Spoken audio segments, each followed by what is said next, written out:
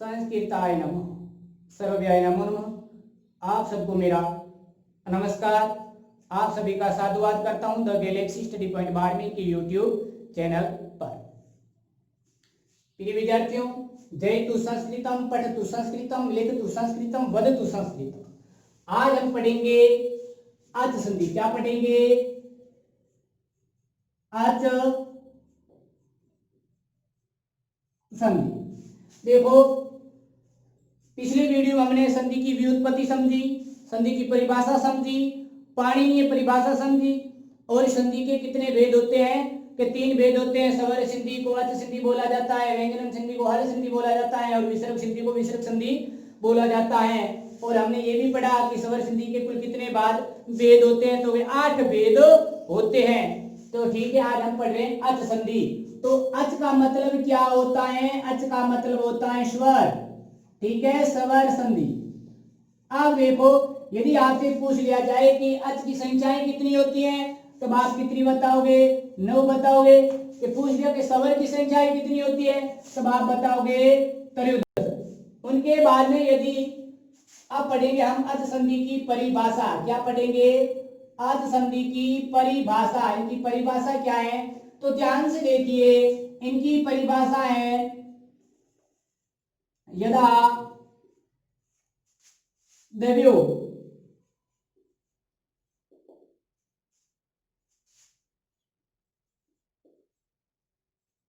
सवर्यो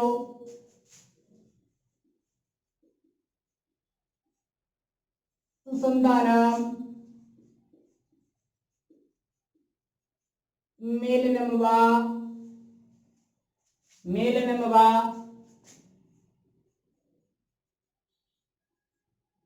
जायते तत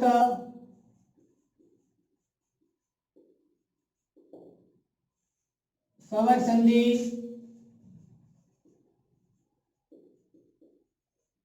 अच संधि वा कथ्यते। ये इनकी परिभाषा है संस्कृत में। अत्र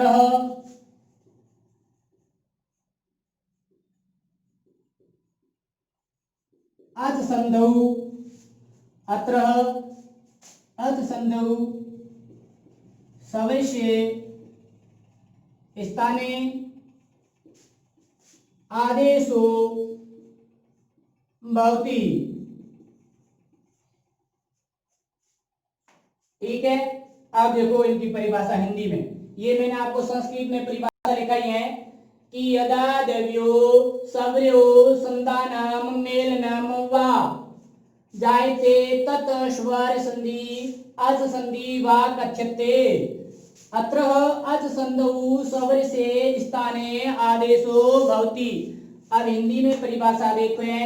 यदा का मतलब होता है जब, यदा का मतलब होता है जब, द्रव्यों का मतलब होता है 2, सवर्यों का मतलब होता है सवरों का, जब 2 सवरों का संधानम का अर्थ होता है संधानम या मेल मिलाप या समझौता। संधानम को आपकी सरल भाषा में मैंने लिखा मेलनम यानी मेल मिलाप, और मेल मिलाप को ही क्या बोला है, क्या बोला जाता है? समझौता, समझौता बोला जाता है।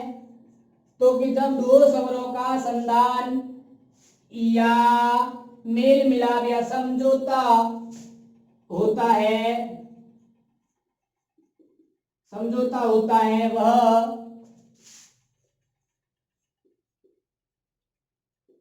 स्वर संधि या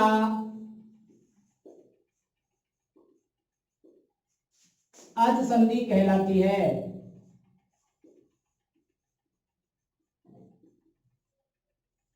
अच संधि कहलाती है।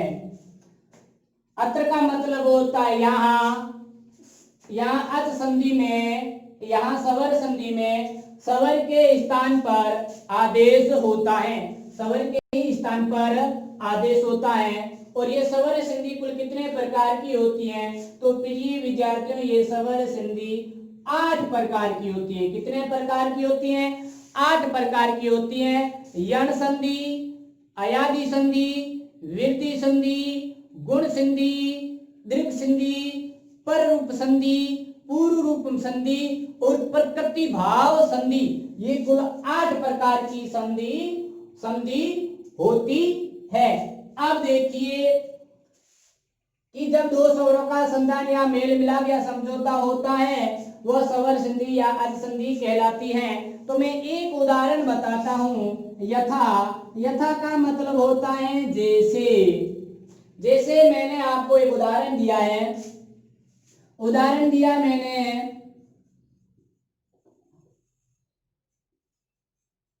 हिमदंज ने आलय, ठीक है, सरल है। देखो कोई भी हम संधि करते हैं तब हमको 2 या 3 पद उनमें मिलते हैं। पद कैसे, मतलब ये पहला पद, ये हमारा दूसरा। तो आपको कोई भी संधि करते हो तो पहले पद के अंत में जाइए कि अंत में स्वर संधि में कौन सा स्वर है, मतलब इस म में कौन सा स्वर है, तो म में अ स्वर है, ठीक है। इतना लिखकर बाद में इसी पद में ध्यान दो कि यहाँ पर शेष क्या बचेगा, तो प्रिय विद्यार्थियों यहाँ पे शेष बचेगा हिम और ये म हलंत के रूप में बचेगा। अब आप दूसरे पद में हमेशा आगे ध्यान दो कि आगे कौन सा स्वर है, तो यहाँ पर आगे कौन सा स्वर है, आ है, तो आप इस आ को यहाँ लिख दो। प्रिय विद्यार्थियों इस आ को आप यहाँ लिखोगे तो यहाँ से इस आ, ये आ क्या हो जाएगा, कट जाएगा, ठीक है। और इनके बीच में धन चिन्ह लगा दो। देखो आले में से हमने आ को नीचे लिख दिया तो शेष क्या बचेगा, तो प्रिय विद्यार्थियों यहाँ पर शेष बचेगा लय, ठीक है। अब क्या बोला मैंने, जब दो स्वरों का, देखो ये पहला स्वर, ये हमारा दूसरा स्वर, दो स्वरों का संधान या मेल मिलाप या समझौता, मतलब समझौता का मतलब क्या होता है, दो स्वरों के आपस में दोस्ती हो जाती है। तब अ और आ इन दोनों ने क्या कर ली, दोस्ती कर ली, मेल मिलाप कर लिया, समझौता कर लिया, तब जाके इनके स्थान पर किनका आदेश होता है, स्वर से स्थाने आदेशो भवति, तो इनके स्थान पर आ का आदेश हो जाता है, दोनों मिलकर आ बन जाते हैं।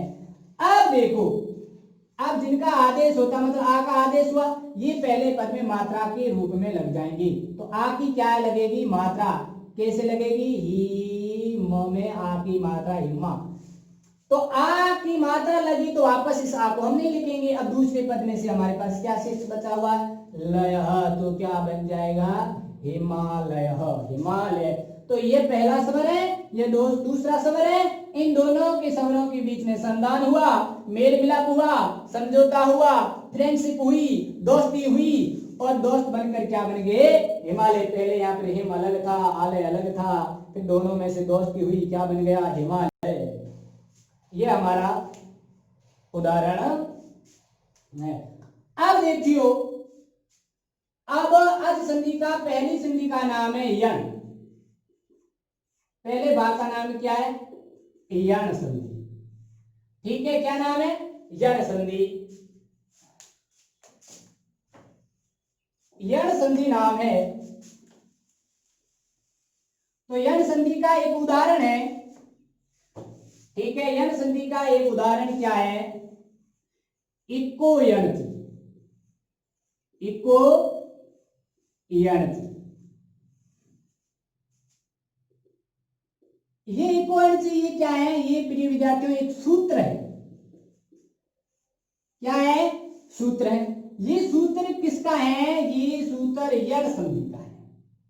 कोई पूछ ले कि यण संधि का सूत्र क्या है, तो यण संधि का सूत्र आप क्या बताओगे, बोलो इको यणति, इको यणति। और इको यणति क्या है, सूत्र है। इको यणति किसका सूत्र है, यण संधि का सूत्र है। अब प्रिय विद्यार्थी इको में क्या है, इक, और यंत्र में यन, ठीक है। और इक और यन ये दोनों क्या है, ये दोनों प्रत्याहार है। ये दोनों क्या है, प्रत्याहार है। एक प्रत्याहार और यन। अब आप पूछोगे कि प्रत्याहार क्या होता है, और प्रत्याहार की उत्पत्ति महेश्वर सूत्रों से ही होती है। और महेश्वर सूत्रों की संख्याएं कितनी होती हैं, चतुर्दश। क्या है, यण संधि का सूत्र है इको यंची। और इको यंची में क्या है, इक प्रत्यार है और यहाँ पर यण प्रत्यार है। ठीक है, इक प्रत्यार है और यण प्रत्यार है, ये दोनों क्या है, ये दोनों प्रत्यार, ये दोनों क्या है, ये दोनों प्रत्यार है। अब देखो कि एक और यण प्रत्यार, यदि प्रत्यार का निर्माण किस प्रकार किया जाए तो इनका निर्माण महेश्वर सूत्रों से किया जाता है। पहला महेश्वर सूत्र और दूसरा महेश्वर सूत्र में ध्यान दें कि पहले महेश्वर सूत्र का नाम है अ ई उ ण, दूसरे महेश्वर सूत्र का नाम है री ली क। ठीक है, अब देखो जो महेश्वर सूत्र के जो अंतिम में वर्ण होते हैं उन वर्णों को गिना नहीं जाता है, लेकिन प्रत्याहार बनाने का साधन होता है, प्रत्याहार बनाने का साधन होता है। प्रत्याहार बनाने का ये सूत्र होता आदि रंजन संहिता, मतलब कोई भी पहले इन पहले वर्णों में से कोई भी वर्ण ले सकते हो। तो यन संधि में ई लिया है और ई के बाद में क लिया है तो इक बन गया। तो इक क्या है, प्रत्याहार। तो इस इक में कितने स्वर आते हैं, ई उ री और री, है ना। ई, इस ई को यहाँ लिखा है, इस उ को यहाँ लिखा और अ को नहीं लिखा जाता है, ये प्रत्याहार बनाने का साधन है। और री को यहाँ लिखा जाता है और री को यहाँ लिखा गया। अब देखो इसी हस्व हस्व मिलकर दीर्घ का निर्माण कर देते हैं और उ भी हस्व हस्व मिलकर दीर्घ का निर्माण कर देते हैं और री भी दीर्घ का निर्माण कर देते हैं। री एक हस्व स्वर ही होता है। अब देखो यण, यण में क्या होता है, यण में पांचवा और छठा महेश्वर सूत्र होता है और पांचवें महेश्वर सूत्र नाम है ह य व र ट और छठे का है ल और न। ठीक है, अब क्या ये यण प्रत्याहार है, मतलब ये लो य, उसके बाद में व ये लो व, उसके बाद में ये लो र। ट को नहीं लिखा जाएगा क्योंकि ट हलंत है, ये इनको नहीं गिना जाता है, ये एक प्रत्याहार बनाने का साधन है। उनके बाद में क्या आएगा, ल आएगा और उनके बाद में यहाँ पे क्या लिखा हुआ, ण लिखा हुआ, ण को भी नहीं गिना जाता है, ये एक प्रत्याहार बनाने का साधन है। तो इनके यण संधि में क्या होता है, पहले पद में चाहे छोटी ई आए चाहे बड़ी ई आए, उनके स्थान पर यह का क्या हो जाता है, आदेश हो जाएगा। उ या उ के बाद में भी कोई भी भिन्न स्वर आना चाहिए। यहाँ पे हमें क्या मिलना चाहिए, भिन्न स्वर मिलना चाहिए। दूसरे पद में उ या उ के बाद में कोई भी भिन्न स्वर आता है तो उ के स्थान पर भी क्या हो जाता है, वह हो जाता है। और री या री के बाद में भी कोई भी भिन्न स्वर मिलता है तो री के स्थान पर क्या हो जाता है, र। और री के बाद में भी कोई भी भिन्न स्वर मिलता है तो री के स्थान पर भी क्या हो जाता है, ल हो जाता है। तो ध्यान दें, ई या ई के बाद में कोई भी भिन्न स्वर मिलना चाहिए। यण संधि में ई या ई के बाद में यदि कोई भिन्न स्वर मिले तो ई या ई के स्थान पर यह हो जाता है। यण संधि में पहले पद में उ या उ है और दूसरे पद में कोई भिन्न स्वर है तो उ के स्थान पर क्या हो जाएगा, वह हो जाएगा। यण संधि में पहले पद में री या री है और दूसरे पद में कोई भिन्न स्वर है तो री के स्थान पर क्या हो जाएगा, र हो जाएगा। और री ये हमें यण संधि के पहले पद में मिल रहा है और दूसरे पद में कोई भिन्न स्वर मिल रहा है तो री के स्थान पर क्या हो जाएगा, ल हो जाएगा। उदाहरण देखिए, आप देखो, यदि आपसे यण संधि की परिभाषा पूछे संस्कृत में तो सिर्फ इतना बोल दो, इक्को यणचि, इक्को यणचि। यदि हिंदी में परिभाषा पूछे तो बोलना है ई या ई के बाद में कोई भी भिन्न स्वर मिले तो ई के स्थान पर य, उ या उ के बाद में कोई भिन्न स्वर मिले तो उ के स्थान पर व, री या री के बाद में कोई भी भिन्न स्वर मिले तो री के स्थान पर र, री के बाद में कोई भी भिन्न स्वर मिले तो री के स्थान पर ल होता है। अब देखो एक एक उदाहरण समझा देता हूं। पहले इनका उदाहरण, जैसे मैंने लिख दिया जननी धन चिन्हे अत्र, जननी धन चिन्हे अत्र, ये हमारा पहला पद है। प्रिय विद्यार्थी ध्यान से देखिए, ये हमारा पहला पद, ये हमारा दूसरा पद। पहले पद के अंत में ध्यान दीजिए क्या मिल रहा है, बड़ी ई मिल रही है। ठीक है, तो यहाँ पर शेष क्या बचेगा, यहाँ पर शेष बचेगा जनन, ये न बचेगा। ठीक है, दूसरे पद में ध्यान दो क्या लिखा हुआ है, अ लिखा हुआ है। ठीक है, तो इस अ को यहाँ लिख दो और इस अ को यहां लिखोगे तो यहां से यह अ हट जाएगा और दूसरे पद में शेष क्या बचेगा, त्र बचेगा। अब देखो मैंने कहा था ई या ई के बाद में कोई भिन्न स्वर आता है तो ई के स्थान पर क्या हुआ, ये हो जाएगा। आप देखो ई के बाद में कोई भिन्न स्वर है, अभिन्न स्वर है, तो ई के स्थान पर क्या हो जाएगा, यह हो जाएगा। और इस अ की मात्रा कहां लग जाएगी, य के साथ लग जाएगी। अब देखो द न न, इस न के बाद में कोई भिन्न स्वर, कोई स्वर नहीं है, न के बाद में कोई स्वर नहीं है, कोई व्यंजन है, तो व्यंजन है तो न को कैसा लिखेंगे, आधा लिख देंगे जननीयत्र। क्या लिख देंगे, जननीयत्र। यहां से त्र ले लिया, जननीयत्र। अब देखो अगला, जैसे मैंने लिख दिया इति दंत ने आदिशु, ठीक है, इति दंत ने आदिशु, इति हमारा पहला पद और आदिशु हमारा दूसरा।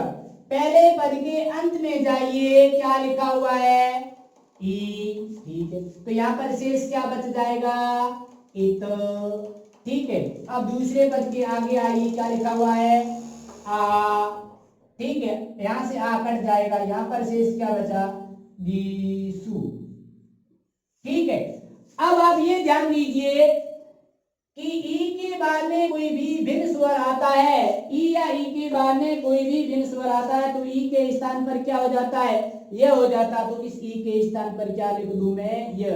अब यहाँ पे कोई भी भिन्न स्वर होता है, उस भिन्न स्वर की मात्रा कहां लग जाएगी, यह के साथ।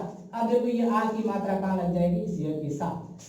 अब देखो ई का तो ई लिख देंगे, त के बाद में कोई भी स्वर नहीं है, या है तो लिख देंगे इत्यादिशु, और दिशु दूसरे पद से लिया हमने, क्या बन जाएगा, इत्यादिशु, क्या बन जाएगा, इत्यादिशु, दिशु। अब अगला उदाहरण हम लेते हैं, अगला उदाहरण हम लेते हैं, मैंने लिखा था किंतु धनचिन्ह अत्र, किंतु धनचिन्ह अत्र, किंतु हमारा पहला पद है और अत्र हमारा दूसरा पद है। पहले पद के अंत में आइए, हमें क्या मिल रहा है, उ मिल रहा है, तो किंतु से उ को हमने निकाल दिया तो पीछे शेष क्या बचेगा, किंत बचेगा, ठीक है। अब दूसरे पद में आइए, दूसरे पद के आगे ध्यान दीजिए, आगे क्या कौन सा स्वर है, अ है, ठीक है, आगे अस्वर है, तो यहाँ पर शेष क्या बच जाएगा, त्र। अब मैंने कहा था उ या उ के बाद में कोई भी भिन्न स्वर आता है तो उ के स्थान पर वह आ जाता है, तो देखो उ के बाद में कोई भिन्न स्वर आया, अभिन्न स्वर है, तो उ के स्थान पर क्या हो जाएगा, वह, इस अ की मात्रा इस व के साथ लग जाएगी। जो भी भिन्न स्वर होता है, जिस भिन्न स्वर की मात्रा, जो भिन्न स्वर होता है उस भिन्न स्वर की मात्रा किसके लग जाएगी, जहां जिस स्वर का आदेश होता है उनके साथ, जैसे उ का आदेश वह हुआ तो वह के साथ इसकी मात्रा लग जाएगी। आप देखो क्या लिख देंगे हम, किन, इस त को कैसे लिखेंगे, आधा लिखेंगे, उसके बाद हम लिख देंगे वत्र, यत्र, क्या बन जाएगा, किंतु वत्र, किंतु वत्र, क्या बन जाएगा, किंतु वत्र। अब देखो जैसे मैंने लिख दिया, एक उदाहरण और समझा रहा, वधु धनचिने आगाम, आगाम, ये वधु हमारा पहला पद है और ये आगाम हमारा दूसरा पद है, तो वधु के अंत में आइए, हमें बड़ा उ मिल रहा है, तो यहाँ पे शेष क्या बचेगा, वध शेष बचेगा। दूसरे पद के आगे आइए, हमें कौन सा स्वर मिल रहा है, आ स्वर मिल रहा है, आ लिख दीजिए। अब देखो यहाँ पर शेष क्या बचेगा, गाम। देखो मैंने कहा था छोटा उ हो चाहे बड़ा उ, उसके बाद में कोई भिन्न स्वर आता है तो उ के स्थान पर क्या हो जाता है, वह हो जाता है, तो इस उ के स्थान पर क्या हो जाएगा, वह हो जाएगा। जो भिन्न स्वर आएगा उस भिन्न की स्वर की मात्रा कहां लग जाएगी, स्वर के साथ लग जाएगी, तो क्या बन जाएगा, वह बन जाएगा। अब इनको मिलाओ, वह कि ध को कैसा लिखोगे, आधा लिखोगे, वाह वध्वा गाम, क्या लिख दोगे, वध्वा, क्या लिख दोगे, वध्वा गाम। अब अगला उदाहरण देखो,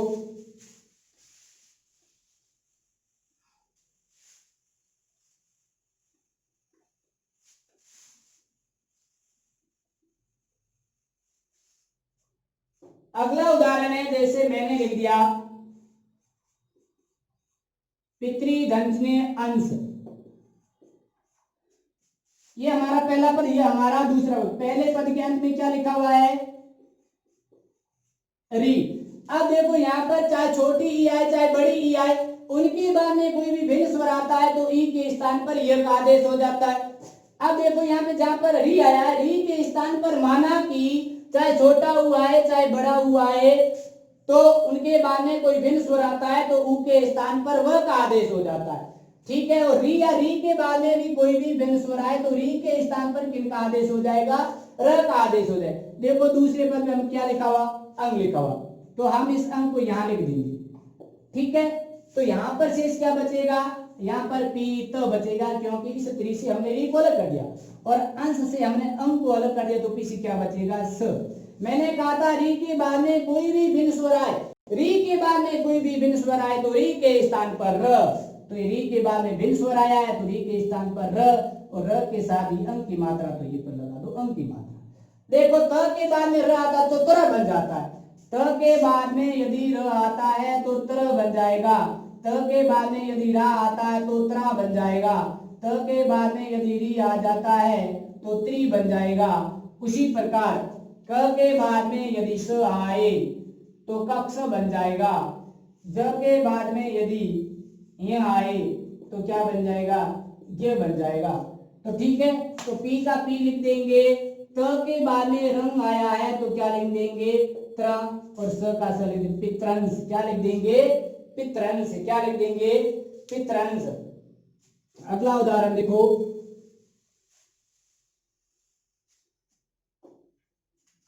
अगला उदाहरण है लृ, और उसके बाद में मैंने लिखा है आदेश। लृ के बाद में क्या लिखा है? आदेश। ये लृ हमारा पहला पद है और यह आदेश हमारा दूसरा पद है। ठीक है, लृ के अंत में आइए, लृ खुद ही स्वर है, लृ खुद ही स्वर है, ये ह्रस्व स्वर ही माने जाते हैं, दीर्घ स्वर नहीं माना जाता है। तो यहाँ पर कुछ नहीं बचेगा क्योंकि लृ खुद स्वर है। आदेश में आगे आइए, क्या लिखा हुआ है? आ। ठीक है, आ को नीचा लेके आगे पीछे क्या बचेगा? देश। तो लृ के बाद में कोई भी भिन्न स्वर आता है तो लृ के स्थान पर क्या हो जाता है? ल हो जाता है। ठीक है, लृ के स्थान पर ल होगा। अब जो भी भिन्न स्वर आएगा उस भिन्न स्वर की मात्रा कहाँ लगेगी? ल में। यहाँ पे कौन सा स्वर है? आ, तो आ की मात्रा लगा दो, क्या बन जाएगा? ला। उसके बाद में जोड़ दो, क्या बन जाएगा? लादेश। क्या बन जाएगा? लादेश। क्या बन जाएगा? लादेश।